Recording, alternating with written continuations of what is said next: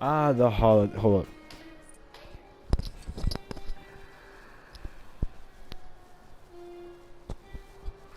Yeah, it's on. The holidays. Christmas Eve is just tomorrow, and after Christmas Eve, it's Christmas Day or Hanukkah or Kwanzaa or whatever. Or if you don't have any religion, that's fine. I celebrate Christmas. And if you celebrate another holiday other than Christmas, or if you celebrate a Christmas other than if you celebrate a holiday that isn't Christmas but it is around the end of the year, good for you. Good for you. Happy Hanukkah, happy Kwanzaa, or if you're not religious at all, then just happy Xmas, all right? I hope you have you're having a wonderful time. Hope you get to spend time with your families, and hope you have a wonderful, wonderful next year. No, look what the kids are wearing. Now, if there's now one thing that makes Christmas special is the movies.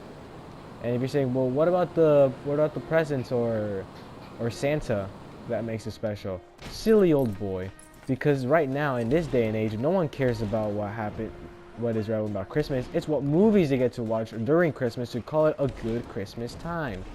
Family opening presents? Oh no, let's put on a holiday movie that we watched 25 billion times already and still call it an enjoyable time. Check out the plastic surgery.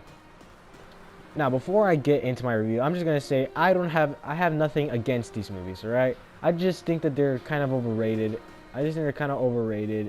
Not in a bad way, but I think they're good. I think some of them are good films. It's just that they're getting too much praise. All right. Now, first up, we have National Lampoon's A Christmas Vacation.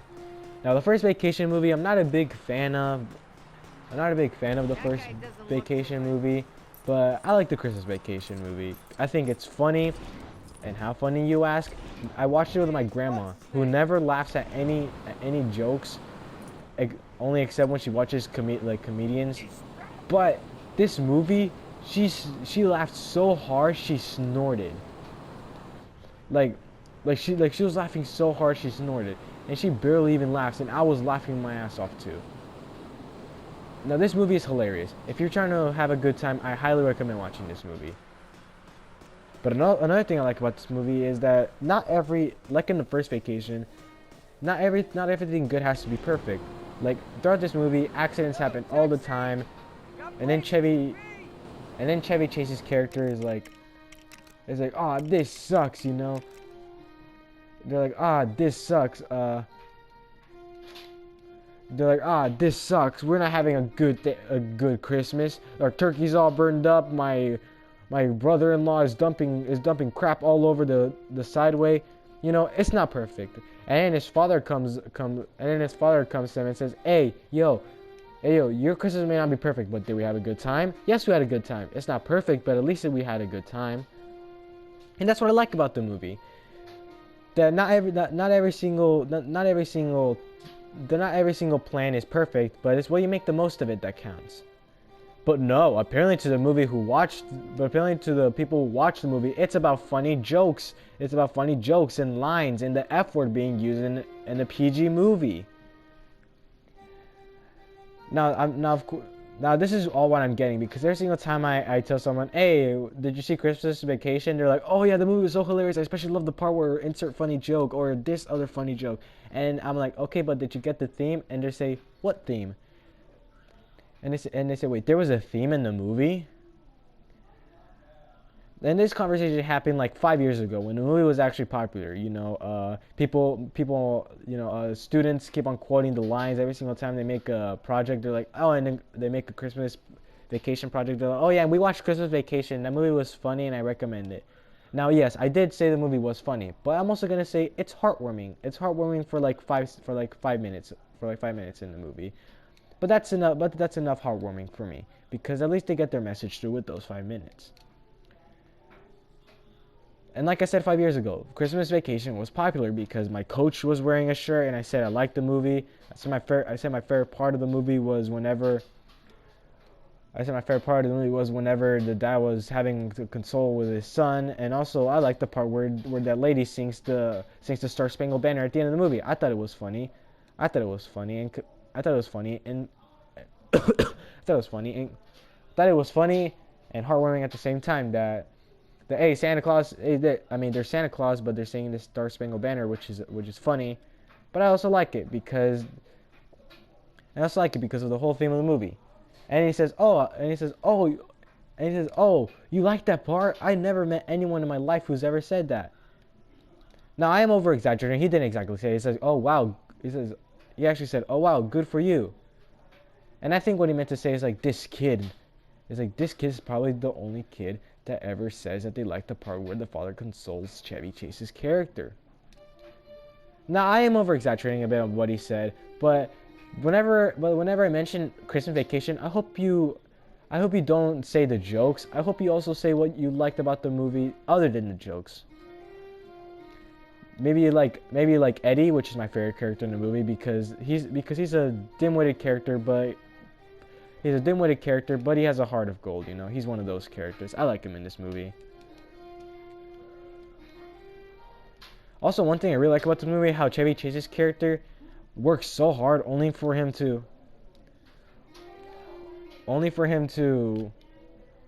get a membership for a year at the Jello Club. Which some people say it's funny, but I find it kind of tragic because there are some people who work so hard in their lives and never get recognized, that they don't even get a promotion even after many years of work.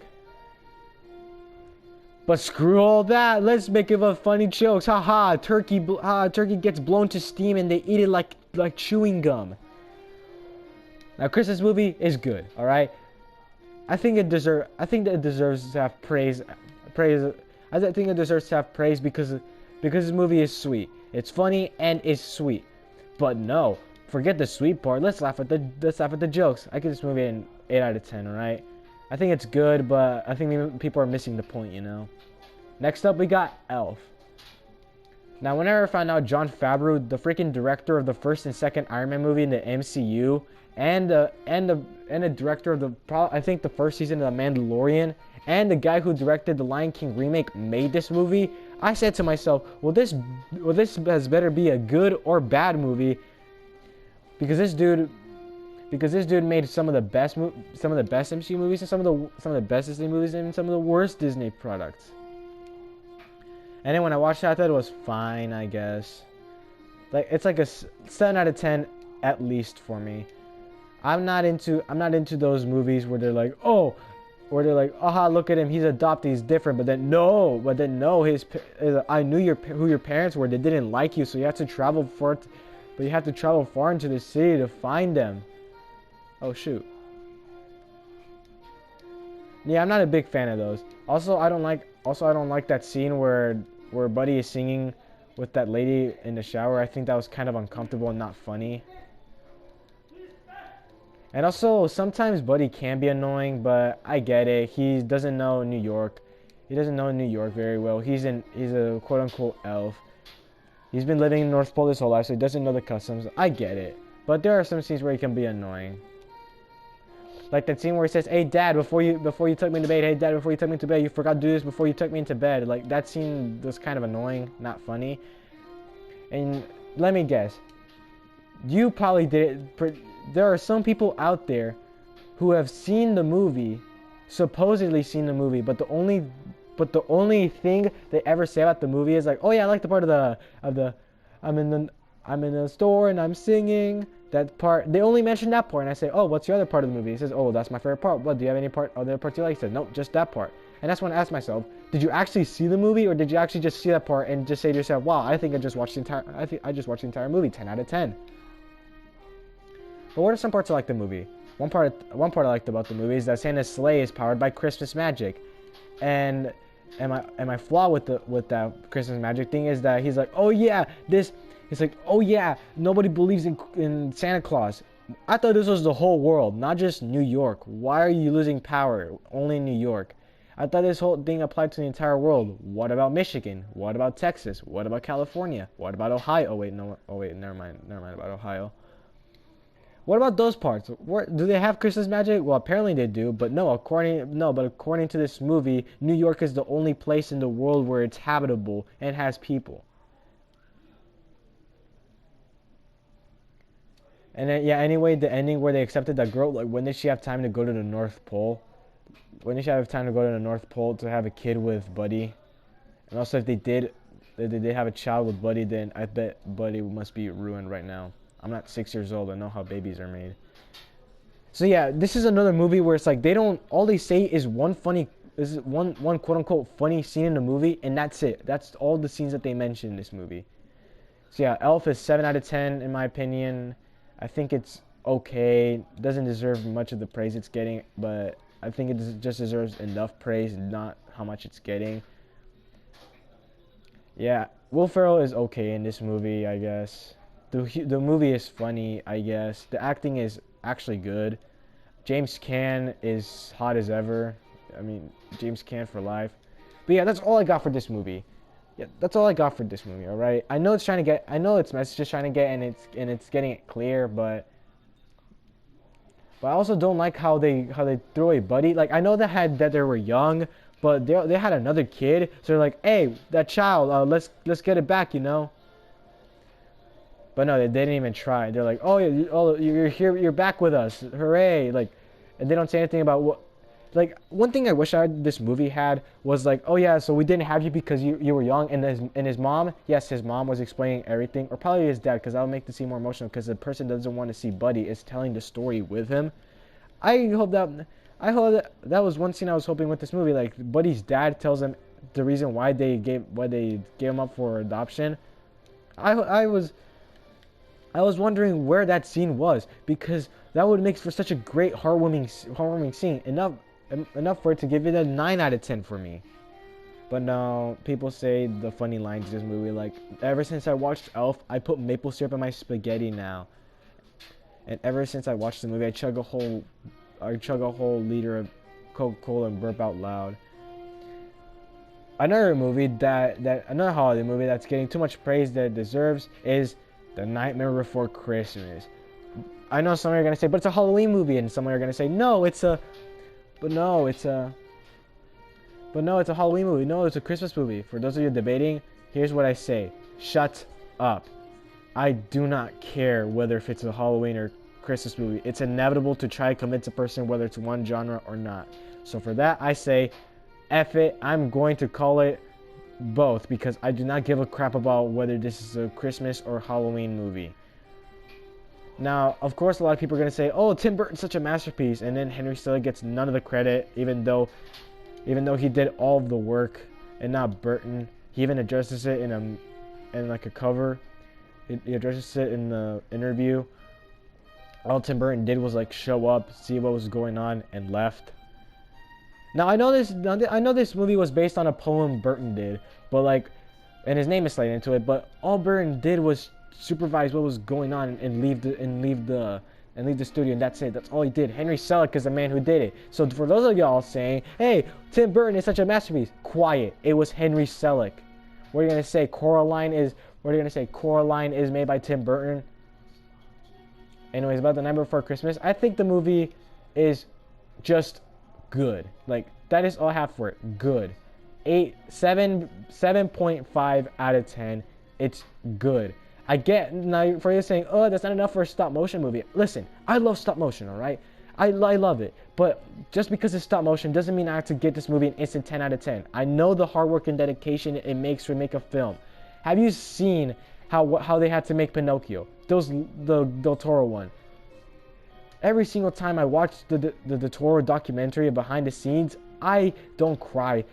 I don't cry because the documentary is sad. I cry because these people have the patience and the minuscule amount of hard work and dedication to make this movie come true with the annoying genre that is stop motion. And I'm not saying it's annoying like, oh, I see it everything. No, I mean it's annoying because every single time when you work on this movie, I've worked with stop motion before. And let me tell you, it is aggravating. So for me to see these people make an entire 1-2 hour movie with stop motion, it makes me happy cry because these people did it. They made a stop motion movie. So just because it's stop motion doesn't mean it's getting 10 out of 10. Anyways, let's talk about the actual movie. Jack is that character of the, oh yeah, everybody loves me, but I don't love my world, you know. And then he sings a song, which is Danny Elfman, not the voice actor. not the original voice actor. And then let's go with his romantic interest, I guess. Let's talk about Sally, which I think she's not a great character. Like she's that character that's like, oh dad, but oh dad, you can't keep me here forever. I created you. I created you. You have to obey me. Like she's one of those characters, but we don't see it fleshed out. Like we don't see her fleshed out. Like all we know is that she doesn't like living with her creator, and that's it. And then when she escapes, people are like, yeah, Sally, you did it. Like they treat it like it's a big triumphant moment for me. But for me, it's like we met them to this whole this whole abusive whole quote-unquote abusive relationship thing that they both had lasted for like a couple of minutes. Why are you cheering? Like I get it, she's like a daughter escaping her abusive dad, but this only happens for less than a minute. We don't see it fleshed out. All we see is Sally poisoning his soup. And also she has this vision where Christmas is gonna, if Jack controls Christmas, is gonna get ruined, and she has like psychic powers, and they never bring it up again. Like, wait, what? Like, you what, mate? Like, what? And this never gets brought up before or again ever. Also, Oogie Boogie. Listen, as much as I see this man and all these characters, to be honest, in my neighborhood for every Halloween and every Christmas, Oogie Boogie should not be in this movie. He is not the overarching villain of this movie. All he does is kidnap Santa and kidnap Sally, and that's kind of it. I think those are the characters. I haven't watched this movie in like 2 months, but that's all I got. Oogie Boogie is not the villain in this movie. All I see to him is an obstacle. He's not even the real antagonist. If he was the real antagonist, he should have been like, oh, Jack is going to make Christmas. Oh, I'm going to ruin it, make it the worst Christmas ever. And there are some scenes where people are like, oh, that's scary. Oh, that's scary. All for the intention of this is a popular Halloween movie. I'm going to get scared of it so people think that I'm cool because I watch these movies. Like, they're getting scared of the scenes when they're actually hilarious. Like, this lady is like, oh, what did Santa bring you, kid? And he pulls out a decapitated head and she shrieks. That's funny to me. That's funny. Call me edgy or whatever. I don't care, actually. And then, like I said, Oogie Boogie is just an obstacle. If he was a real villain, he would have tried to ruin Christmas for Jack. And you're like, but what about the spies he sends? Like Blotch and Teethy, those kids, you know? I don't know what they're named because I do not give a crap about them. Yeah, all they serve is as spies, and Oogie Boogie does nothing to try to avert what's happening. Like all he is an obstacle. He doesn't say I'm gonna ruin Christmas for Jack, or say I put bombs inside his back so he can't complete his Christmas. All right, he's not one of those. All he is like, hey, yo, Jack, while you were kidnapping Christmas, I sent spies and I stole your GF and Santa Claus. Come fight me, and they do, and then he gets defeated. And this is the part where people are like, yeah, the villain got defeated, but all I see is, oh, get to the climax then. Because this was jumping over a hurdle. Oogie Boogie is not a villain. All he is a hurdle to an Olympic marathon. All he is stepping stones in a 4-year-old's playscape. He is not something to be overachieving. It is just an obstacle in the way, only for you to get to the main goal. And for those of you saying, but that's what villains are. No, villains are not obstacles. Villains are a force of nature that you cannot move until you confront them at the very climax to achieve victory. All Oogie Boogie is an obstacle. He is just a path in Jack's plan that he needs to go over in order to succeed his plan. But that happens after he realizes that what he's doing is wrong. So Oogie Boogie is pointless in this movie. The villain in this movie is pointless. There is no villain. The true villain is Jack himself. Because he's like, I want to ruin Christmas. But at the end, he's like, oh, what I've done is wrong. His protagonist side is that he believes that he must ruin Christmas. But the antagonist side is him obsessing with the fact that he needs to ruin Christmas and turn it to Halloween Christmas. So yeah, this is one of those movies like, oh, deep. The protagonist is the antagonist at the same time. You know, those. You know, screw what I said. This movie gets a 6 out of 10. The animation is good, I guess. The villains are okay. Sally can, despite all the praise she's getting, I hope she lives in a one-studio apartment in like New York infested with rats. That's all I care. And Oogie Boogie, you go to the sewers, man. You go to the sewers, man. You go to the sewers. Hope the rats eat you alive and your bodies don't get found by the police. And then lastly we have Home Alone. I watched this movie last night with my family and had a good time. I have nothing against the movie, alright? But let me tell you this. The highlight of the movie, guess what's the highlight of the movie? The trap scene. The trap scene is literally the only scene anybody recognizes. Every single time you say someone, have you seen Home Alone? All they will say is, I love the trap scene. I love Operation Ho Ho Ho, whatever it was called. Actually, it doesn't say what operation it is. All it is just how to defend his house. I think it's the second one where it's called Ho Ho, Operation Ho Ho. But anyways, the Home Alone duology, not the third one, nor the fourth one, nor the annoying ass Disney Plus movie. Those are not considered popular because the real Home Alone movies are the first and second, according to people. Anyways, Home Alone 1. What is Home Alone 1 about? It's about Kevin.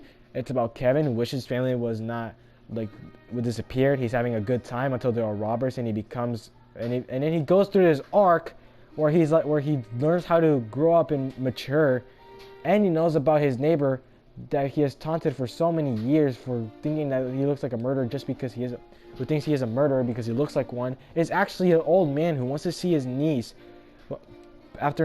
Even though he says he doesn't want to because he's afraid, because he got an argument with his son where they both say they didn't want to see each other. He wants to see his niece, but the only time he can see her is whenever she's singing at the church choir. And then Kevin tells him that, well, you never know until you try. And then at the end of the movie, we see the old man hugging his niece, and he looks at Kevin. That scene is powerful. But forget all that, I guess, because the real reason why we watch the movies is for the trap scene. Listen, I know we need to have some comedy somewhere in the movie to relieve the audience, alright? But to make the whole purpose of watching Home Alone, that one entire scene where they fall foolishly for Kevin's plans, is the highlight of the movie and not the emotional arc Kevin goes through and the old man too? Like, what? Like, what do you see in these movies other than the traps? Literally. Also the Pokemon guy is hot, I think, is good looking, I think. This man deserves his own franchise, not these other lame Kevin knockoff thingies.